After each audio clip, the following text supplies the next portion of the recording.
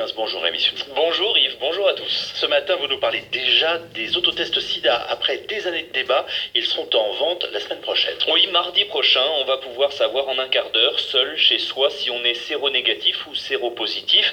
Le test sera vendu en pharmacie et dans les sites internet des officines à 28 € sans ordonnance à tous. Un mineur pourra l'acheter seul. C'est tout simple, il suffit de prélever une goutte de sang au bout de son doigt, comme l'explique la notice vidéo.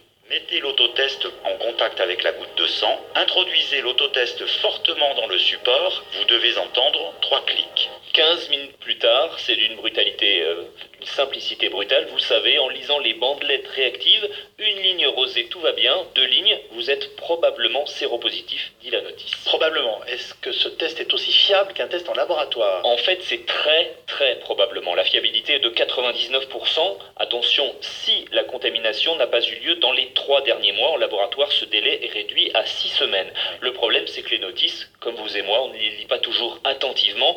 On ne peut pas écarter donc que certains utilisateurs vont se tromper dans la lecture de leur autotest. Alors justement Rémi, est-ce pour cette raison que l'autotest n'arrive que maintenant?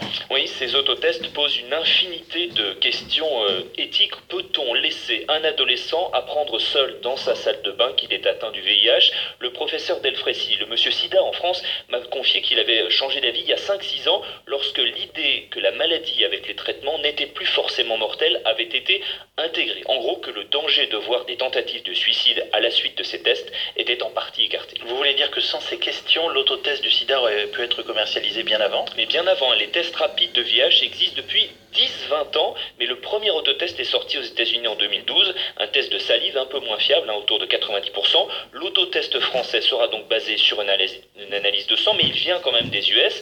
Fabien Larue, patron de A à Z, la petite PME qui commercialise ça en France, a racheté la licence à un labo américain.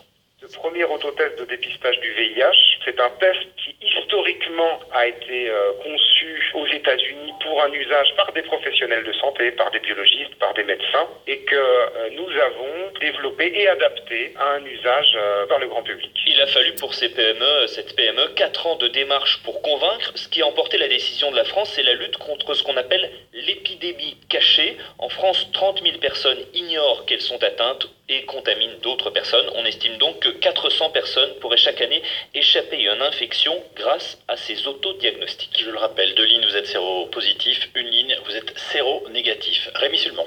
RTL Matin.